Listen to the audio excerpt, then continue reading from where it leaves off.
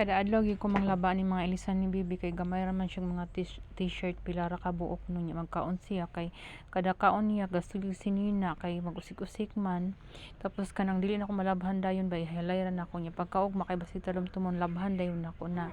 Nasay ko mautan og sanina si bibi kay na mga gagmay nga sinina si pulin nga sakto sa iya ha. Kanang dayon katulog mao na akong ginapasuot sa iya ha kay kung suotan ako kanang sakto ra sa iya nga jacket paglingi na ko pagtan-aw na ko ni-check na ko sa iya ha. Naligo nagsingot no niya sa isa ka gabi katulog po na siya mag-ilis kay singtanon kaayo. So no choice jud ko nga pasuotan ako siyang dagko nga sinina kay medyo dagko nga sinina kay murag komportable man sa iya nya dili kay siya panington. So diri lang ko nang labas sa lababo no kay mag-agad ko sa tulog ni baby kay